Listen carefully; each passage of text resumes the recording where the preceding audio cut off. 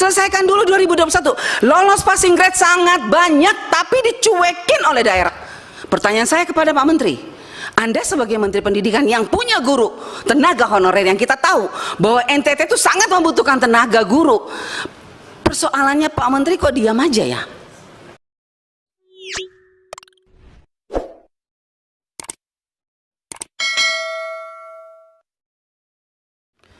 Terima kasih Ibu Pimpinan, Bapak dan Ibu Pimpinan Komisi 10 yang saya hormati, teman-teman Komisi 10 dan Bapak Menteri beserta jajaran.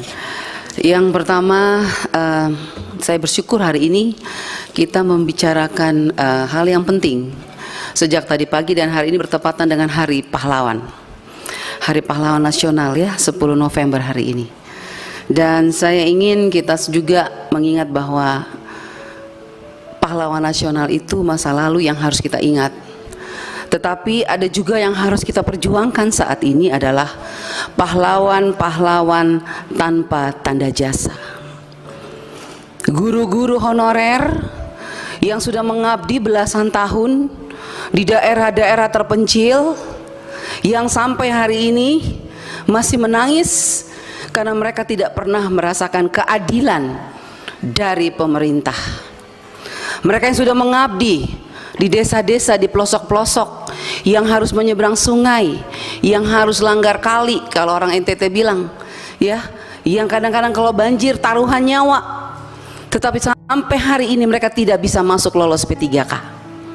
Itu yang pertama. Saya minta perhatian Pak Menteri dan seluruh jajaran untuk guru-guru yang ada di pedalaman, yang sudah mengabdi belasan tahun Pak, bukan 1-2. Dan saya juga mau ngangkat di Hari Pahlawan ini, saya ingin mengingatkan bahwa pahlawan-pahlawan tanpa tanda jasa yang ada di pedalaman-pedalaman itu sampai hari ini menuntut keadilan sosial bagi seluruh rakyat Indonesia, sila kelima Pancasila.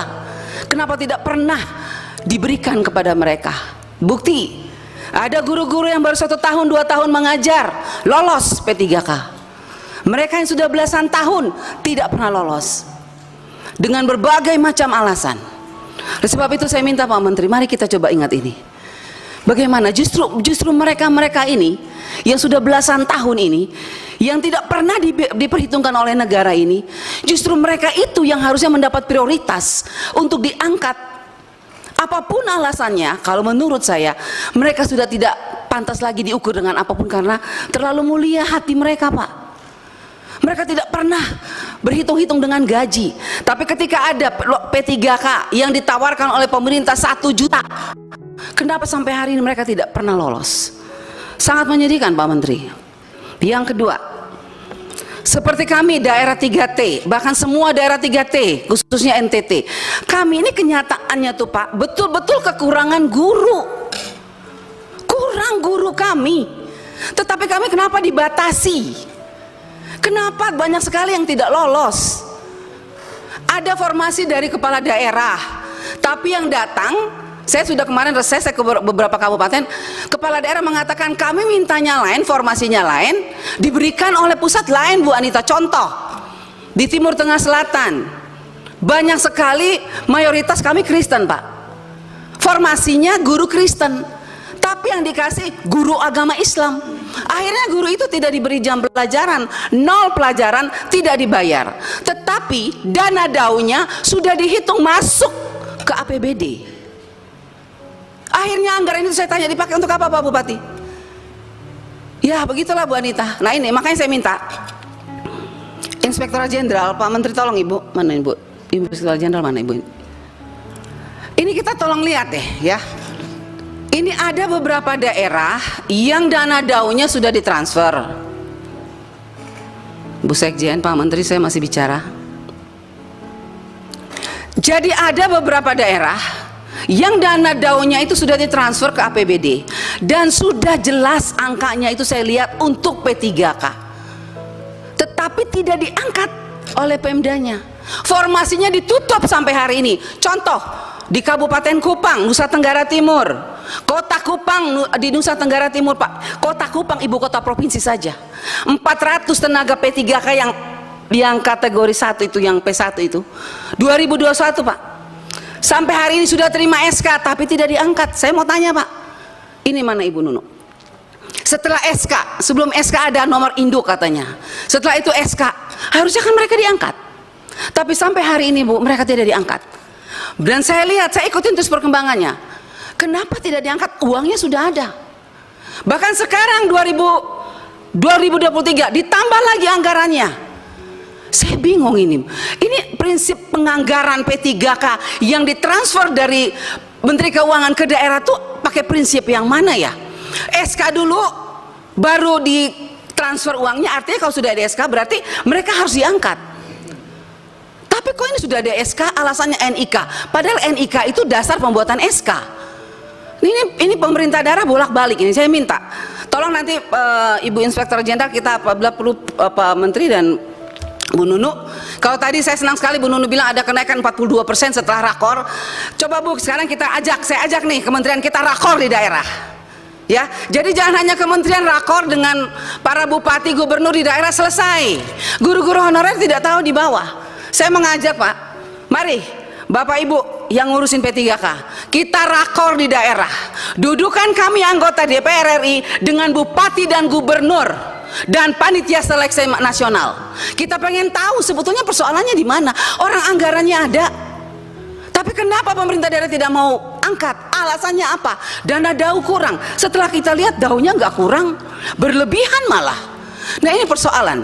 Jadi saya minta ini Bu, contoh ya, Kota Kupang, Kabupaten Kupang, kita segera turun, kita lihat. Mereka tuh sangat gelisah saat ini karena apa? Lulusan-lulusan yang passing grade 2001 nih kita bilang, padahal sekarang kita sudah mau tentukan anggaran 2022 2023, tapi 2001 belum selesai. Selesaikan dulu 2021. Lolos passing grade sangat banyak tapi dicuekin oleh daerah. Pertanyaan saya kepada Pak Menteri, Anda sebagai Menteri Pendidikan yang punya guru tenaga honorer, yang kita tahu bahwa NTT itu sangat membutuhkan tenaga guru, persoalannya Pak Menteri kok diam aja ya? Enggak, maaf Pak Menteri, kalau menurut saya Anda hanya diam, Anda hanya sibuk urusan secara nasional. Lihat dong ke daerah. Ini banyak guru-guru yang lolos passing grade Pak, menangis. Karena apalagi Bu, mereka dengar katanya tanggal 13 ini ditutup ya Bu Nunu ya, ditutup. Mereka bilang, Ibu kalau sudah ditutup maka nasib kami seperti apa? Kami harus tunggu tahun depan lagi. Kalau daftar tahun depan lagi turun dari P1 ke P2 lagi.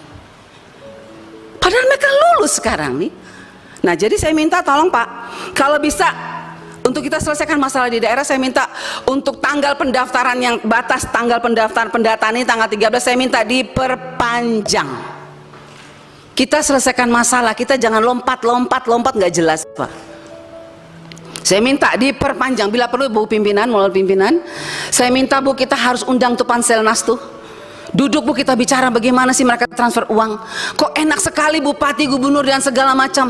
Kalau kita undang susah sekali mereka, tapi itu uang negara, uang pusat yang harus kita awasi untuk tenaga P3K yang kita perjuangkan di sini. Kita capek berteriak di sini, mereka menangis di sana. Siapa yang diuntungkan di sini? Harusnya yang diuntungkan adalah guru-guru honorer, bukan pemerintah daerah atau siapapun yang terlibat di dalamnya.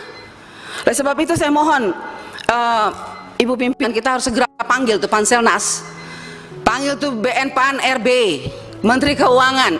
Apa dasarnya mereka transfer? Sekarang mau saya dengar Bu, sudah ini awal tahun ini ditransfer lagi untuk P3K, tapi diangkat-angkat enggak. Terus uang ini untuk siapa? Terus siapa yang mengawasi uang ini?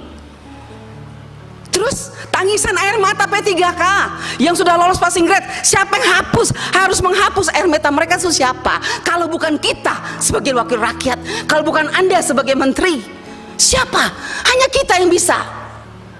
Jadi mari Bapak Menteri, saya minta kita bergandengan tangan, kita hadapi persoalan ini bersama. Kita turun ke daerah, kita tunjukkan sama P3K bahwa kita di pusat sudah berjuang. Siapa yang mempersulit mereka di daerah? Kalau memang bupati mengatakan dana DAU-nya kurang, suruh mereka buka berapa kebutuhan mereka setiap tahun, ada tambahan atau tidak. Kalau ada tambahan ya itu untuk P3K. Apalagi sekarang P3K untuk 2023 dananya dikunci, walaupun kuncinya terlambat karena 2021 itu tidak terkunci.